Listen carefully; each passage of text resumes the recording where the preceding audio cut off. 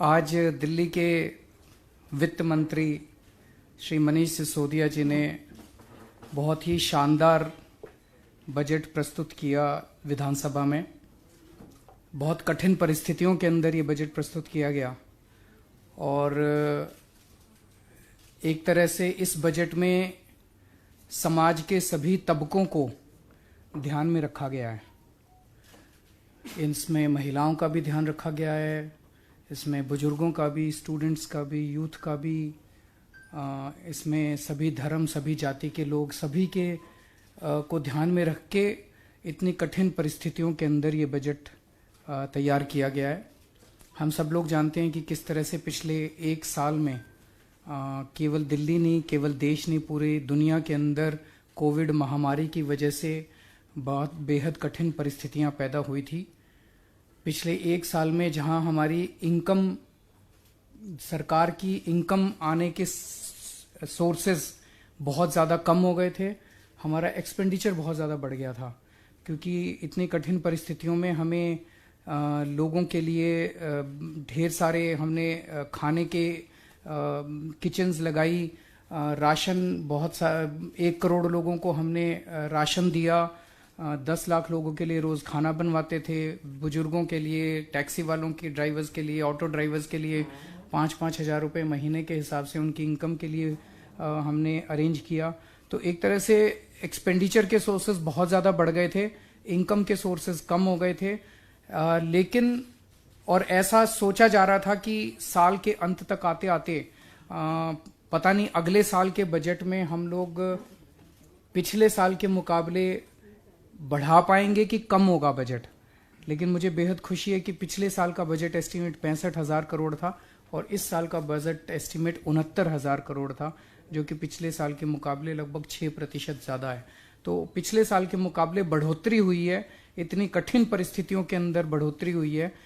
ये मैं इसके लिए दिल्ली के लोगों का खासकर धन्यवाद देना चाहता हूं, जिन्होंने अपनी सरकार के ऊपर भरोसा किया और इतनी कठिन परिस्थितियों के अंदर भी उन्होंने पूरा अपना टैक्स दिया, अपनी जिम्मेदारी पूरी की, जिससे कि सरकार चल रही है और अच्छे से चल रही है। इतनी कठिन परिस्थितियों के बावजूद जितनी भी सरकार की सब्सिडीज थी, जितना सरकार लोगों को अलग अलग सेक्टर्स में मदद करती थी, वो जारी रही। बिजली की सब्सिडी जारी रही, लोगों को फ्री बिजली मिलती रही, पानी की सब्सिडी जारी रही, लोगों को फ्री पानी मिलता रहा, स्कूलों के अंदर बच्चों की अच्छी शिक्षा देने का काम, फ्री शिक्षा देने का काम जारी रहा, अस्पतालों के अंदर फ्री दवाई, फ्री उनके स्वास्थ्य सेवाएं जारी रही। इन सब कठिन परिस्थितियों के बावजूद बसों के अंदर जो महिलाओं को फ्री सफ़र दिया जाता है वो भी जारी रहा। और मुझे खुशी है कि अगले साल भी आज जो बजट प्रस्तुत किया गया है उसके अंदर भी ये सब सुविधाएं, फ्री बिजली, फ्री पानी, free transport, free education, free health services, ये सब जारी रहेंगे। मुझे बेहद खुशी है कि जो हम पिछले 6-7 साल से जो ट्रेंड चला आ रहा है, इस बजट के अंदर भी लगभग चौथाई बजट जो है वो शिक्षा के ऊपर खर्च किया जा रहा है और 14% बजट जो है वो स्वास्थ्य सेवाओं के ऊपर खर्च किया जा रहा है, जो कि सरकार का शुरू से शिक्षा और स्वास्थ्य के ऊपर प्रायोरिटी रहा है। वो प्रायोरिटीज इस बजट के अंदर भी जारी है। जब से हमारी सरकार बनी है, दिल्ली का बजट सरप्लस में है, दिल्ली के बजट में घाटा नहीं हुआ आज तक। और सीएजी की रिपोर्ट भी ये कहती है कि दिल्ली देश का अकेला राज्य है जहाँ पे हम लॉस वाला बजट नहीं करते, हम सरप्लस वाला बजट करते हैं। जब से हमारी सरकार आई है तब से केवल सरप्लस वाला बजट आ रहा है। आज जो बजट पेश किया गया ये भी सरप्लस बजट है। आज के बजट की एक और खासियत ये है कि इसमें अक्सर हमने देखा है, जितने भी स्टेट्स के बजट देखते हैं, दूसरे राज्यों के बजट देखते हैं और हमारे से पहले जो सरकारें थी उसमें इस्टेब्लिशमेंट की कॉस्ट, तनख्वाह है, इंटरेस्ट लाइबिलिटीज हैं, ये सारी जो इस्टेब्लिशमेंट की कॉस्ट्स हैं वो कई बार 70-70, 80-80% होती हैं। हाँ, आज जो बजट प्रस्तुत किया गया इसमें इस्टेब्लिशमेंट की कॉस्ट केवल 45% है। 55% बजट एक तरह से स्कीम्स के ऊपर, योजनाओं के ऊपर, जनता के विकास के ऊपर, सोशल सिक्योरिटी, इन चीज़ों के ऊपर खर्च किया जा रहा है, जो एक बहुत एफिशिएंट फाइनेंशियल मैनेजमेंट दिखाता है, जिसकी तरफ अब दिल्ली सरकार धीरे धीरे बढ़ रही है।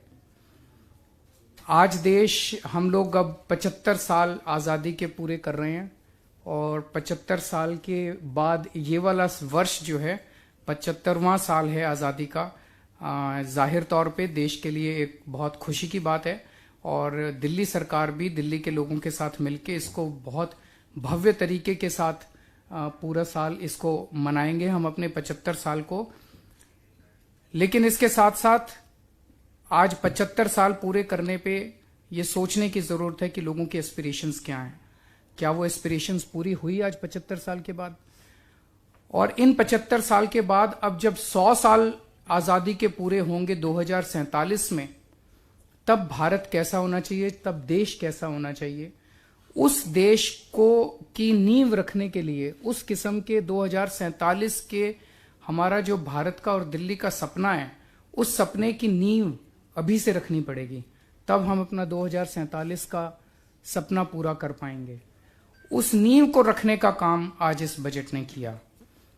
तो एक तरफ ये माननीय वित्त मंत्री जी ने जो विजन दिया कि आज दिल्ली का पर कैपिटा इनकम जब हम अपने देश के अंदर देखते हैं तो बहुत अच्छा है, लेकिन जब दुनिया के स्तर पे देखते हैं तो उतना अच्छा नहीं है। हमारा 2047 का सपना है कि दिल्ली का पर कैपिटा इनकम हमें सिंगापुर के पर कैपिटा इनकम के बराबर करना है 2047 तक। उसके लिए हमें दिल्ली के पर कैपिटा इनकम को 16 गुना बढ़ाना पड़ेगा। वो बढ़ाएंगे, उसके लिए जो भी करने की जरूरत है वो करेंगे। इस बजट के अंदर विजन दिया गया कि 2048 का ओलंपिक गेम दिल्ली के अंदर होना चाहिए। उसके लिए जो भी करने की जरूरत है उसके लिए दिल्ली बिड करेगा। 2048 के ओलंपिक गेम्स के लिए दिल्ली बिड करेगा। उसके लिए जो भी जरूरत है, जो भी इंफ्रास्ट्रक्चर क्रिएट करने की जरूरत है, जो भी दूसरी चीजें क्रिएट करने की जरूरत है, वो हम करेंगे। तो एक तरह से 2047 का विजन इस बजट के अंदर दिया गया है, और हमारी 75 साल की आजादी के लिए को मनाने के लिए ढेर सारे कार्यक्रमों का इसके अंदर रूपरेखा तैयार की गई है। हमारे शहीदों को याद किया जाएगा, और खासकर शहीद आजम भगत सिंह और बाबा साहब अम्बेडकर के जीवन और उनके संदेश, उनकी लेखनी, उसको जन जन तक पहुंचाने के लिए ढेरों कार्यक्रम किए जाएंगे, जिसके लिए स्पेशल बजट का प्रावधान किया गया है। दिल्ली में 500 जगह बड़े बड़े, जो कनॉट प्लेस में हम तिरंगा देखते हैं उस किस्म के, उस साइज के बड़े बड़े तिरंगे लगाए जाएंगे। जब हम तिरंगे की तरफ देखते हैं तो हमारे अंदर एक देशभक्ति की भावना आती है, हम देशभक्ति की भावना से ओतप्रोत होते हैं। तो दिल्ली में जगह जगह तिरंगे लगाए जाएंगे, बड़े बड़े तिरंगे लगाए जाएंगे, ताकि जनता के अंदर देशभक्ति की भावना का संचार हो। इसी मौके के ऊपर शिक्षा को जन आंदोलन बनाया जाएगा। एक तरफ अभी जब हम शिक्षा की बात करते हैं तो स्कूलों की और कॉलेजों की बात करते हैं, लेकिन स्कूल और कॉलेज में तो शिक्षा का स्तर काफी ऊंचा हो रहा है, सरकार लगी हुई है। लेकिन ये एक ऐसी चीज है जो केवल सरकार के करने से नहीं होगा। इसके लिए यूथ फॉर एजुकेशन कार्यक्रम शुरू किया जाएगा, जिसमें दिल्ली के युवाओं को, दिल्ली के, इसमें तो देश के युवाओं को जोड़ा जा रहा है, देश भर के युवाओं को जोड़ा जा रहा है, कि जो बच्चे जिनके पास साधन नहीं है, संसाधन नहीं है, 10वीं का बच्चा है, 12वीं का बच्चा है, वो जानना चाहता है कि मैं करियर में क्या क्या कर सकता हूं, उस बच्चे को गाइड करने के लिए हम उन युवाओं को जो अभी पास आउट होके कॉलेज में अपनी नौकरियां कर रहे हैं, उनको हम एनरोल करेंगे ताकि वो उनको फोन के ऊपर गाइडेंस दे सकें। तो एक यूथ फॉर एजुकेशन कार्यक्रम के जरिए शिक्षा को एक जन आंदोलन बनाया जाएगा। दूसरा, इसी मौके पर 75 साल के मौके, आजादी के मौके पे योगा को भी एक तरह से हम जन आंदोलन बनाएंगे, योग और ध्यान को। तो इसमें पूरी दिल्ली के अंदर जगह जगह जहां भी 25 लोग 50 लोग मिलके सरकार को कहते हैं कि हम अपने योगा करना चाहते हैं, हम उनके लिए योगा की फ्री में व्यवस्था सरकार करेगी। उनकी कॉलोनी के अंदर, उनके पार्क के अंदर, जहां 25-50 लोग मिलके कहेंगे कि हम योगा करना चाहते हैं, हम उनके लिए योगा का इंतजाम। तो योग को भी एक इवेंट के रूप में नहीं, लेकिन इसको एक जिंदगी का हिस्सा, जनता की जिंदगी का हिस्सा बने, वो किया जाएगा। इसके साथ साथ जो अभी मुझे बेहद खुशी है कि अब वैक्सीन आ गया और वैक्सीन के जरिए हम कोरोना को मात दे रहे हैं।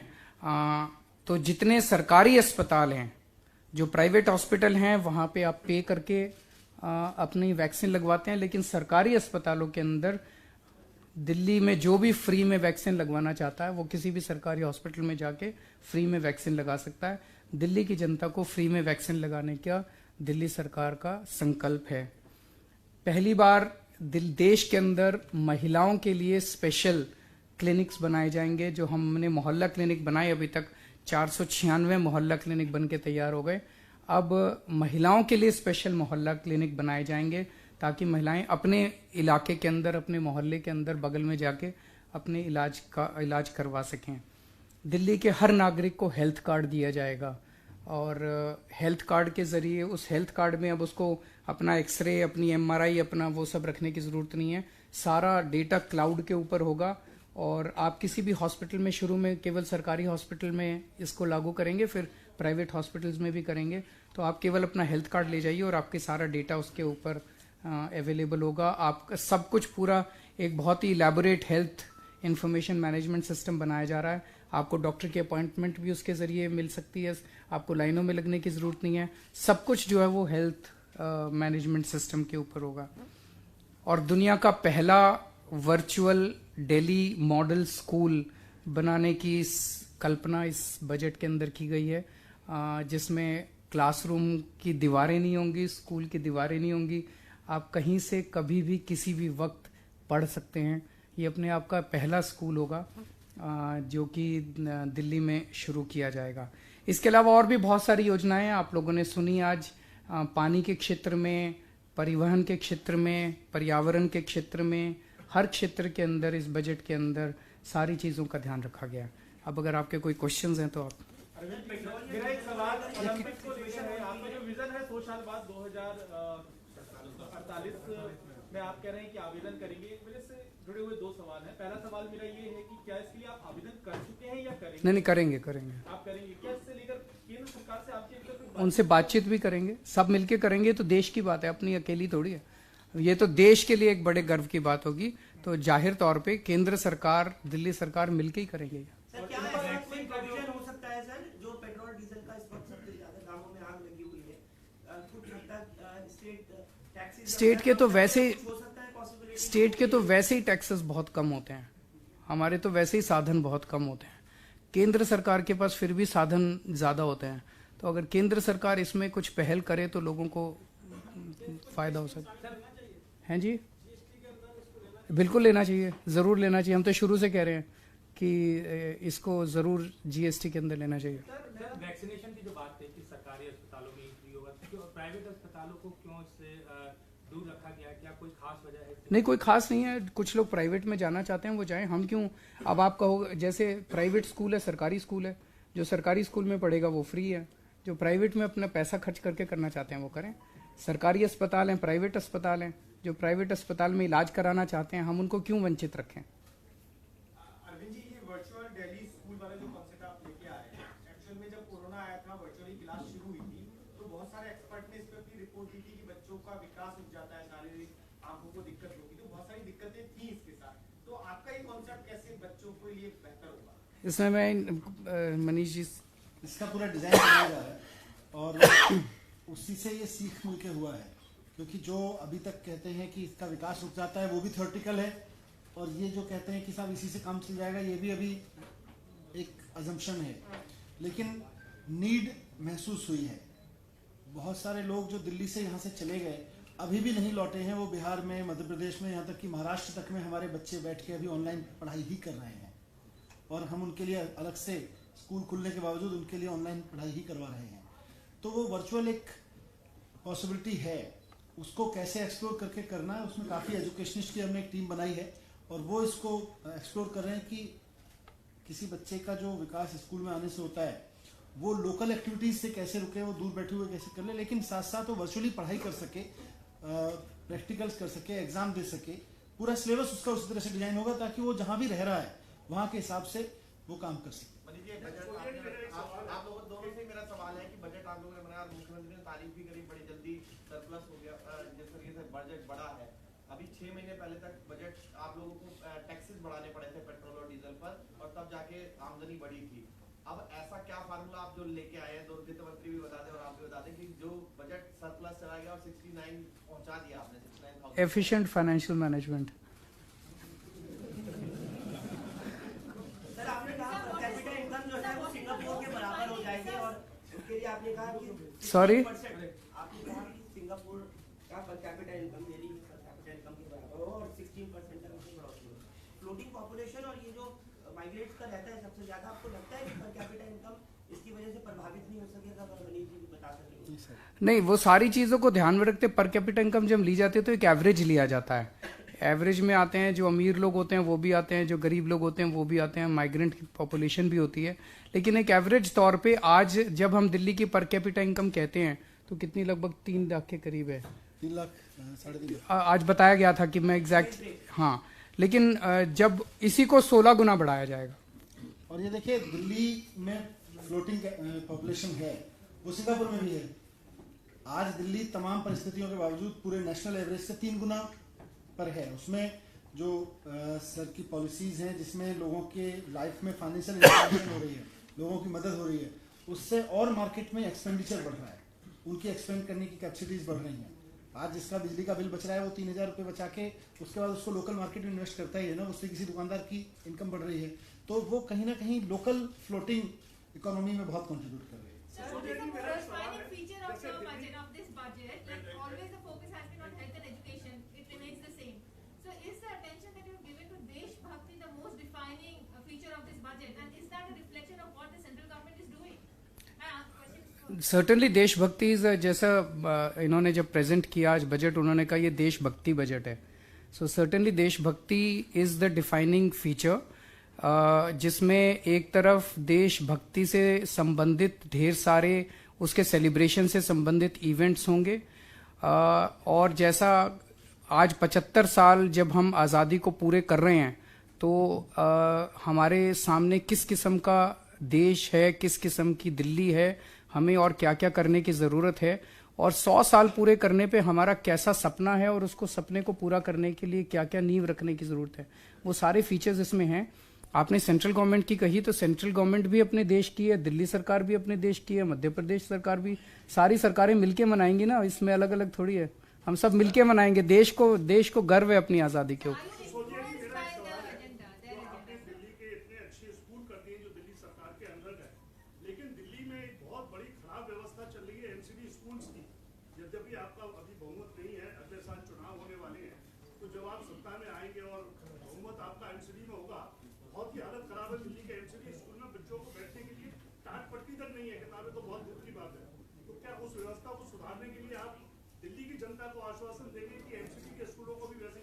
बिल्कुल आश्वासन देंगे, एमसीडी में हमारी सरकार बनवाएगी, हम वो भी ठीक करेंगे।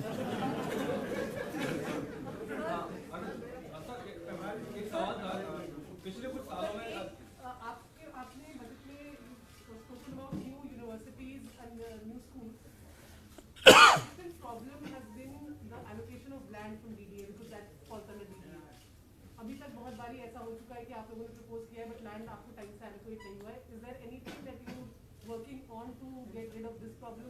नहीं, देखिए समस्याएं आती हैं अलग अलग एजेंसीज, ये एक दिल्ली के लिए multiplicity of agencies has always been a problem, it's a legacy की प्रॉब्लम है। लेकिन उनके साथ बैठ के बातचीत करके हमें कई बार ज़मीनें मिली भी हैं। हमने अपने ट्रांसपोर्ट डिपार्टमेंट के लिए ज़मीनें ली हैं, उनके बस डिपोज के लिए ज़मीनें ली हैं, अभी हॉस्पिटल्स के लिए अभी कुछ ज़मीन मिली हैं, तो स्कूलों के लिए भी ज़मीन मिलेगी।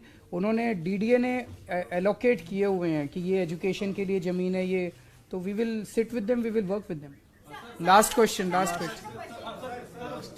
वाली बात जो आप करते हैं, हमने देखा एक ट्रेंड चला पिछले 8-10 सालों में कि देशभक्ति की परिभाषा, और जब आप शब्द का इस्तेमाल करते हैं कट्टर देशभक्ति, जो हमने उस दिन पीसी में भी बोला और आज फिर डिप्टी सीएम साहब ने बोला, क्या उस परिभाषा को आपकी सरकार फिर से बदलने की कोशिश कर रही है? क्योंकि जो समय हमने पिछले कुछ सालों में देखा, या एक अपना स्टैंड आप सेट करना चाहते हैं? देशभक्ति की परिभाषा एक आम आदमी के लिए क्या होनी चाहिए? देशभक्ति की परिभाषा होनी चाहिए कि उसकी डे टू डे जिंदगी, पहली चीज तो ये होनी चाहिए कि उसे अपने देश के ऊपर गर्व होना चाहिए। दूसरा, वो जो डे टू डे जिंदगी जीता है, उस डे टू डे जिंदगी के अंदर वो जो कंडक्ट करता है अपने आप को, मैं ट्रैफिक लाइट वायलेट करता हूं और मैं कहता हूं मैं देशभक्त हूं, ये तो नहीं हो सकता। मैं अपनी जिंदगी में रिश्वत लेता हूं लेकिन मैं कहता हूं कि मैं देशभक्त हूं, ये तो नहीं हो सकता। मैं जिंदगी रिश्वत देता हूं और कहता हूं कि देशभक्त हूं, ये तो नहीं हो सकता। तो देशभक्ति की परिभाषा को हम उस तरह से अब डिफाइन करने की कोशिश कर रहे हैं, जैसा इन्होंने कहा कि देशभक्ति का जो करिकुलम भी बनाया गया है, उस करिकुलम में एक बच्चे को अपनी सिविक ड्यूटीज, एक अच्छा नागरिक बनना, देशभक्त बनना, वो सारे वैल्यू सिस्टम उसको सिखाए जाएंगे कि एक अच्छा नागरिक कैसे बनना है, एक अच्छा इंसान कैसे बनना है, और वही देशभक्ति है। देशभक्ति जब हम सुनते हैं कोई फलाना फलाना आदमी, आप ही लोग बताते हैं फलाना फलाना आदमी जापान गया था जी, टोक्यो गया था, उसको जब वहां पे एक आदमी मिला, उससे रास्ता पूछा उसने, तो वो उसको उसके घर तक छोड़ के आया। आप आके बताते हैं ना इस तरह से, कई बार हमें सुन, यही तो देशभक्ति है कि जब कोई विदेशी हमारे देश के अंदर आए तो वो वापस जाके कहे कि कितना अच्छा देश है। हम अपने आप को इस तरह से कंडक्ट करें कि सारी दुनिया कहे कि कितने अच्छे लोग हैं।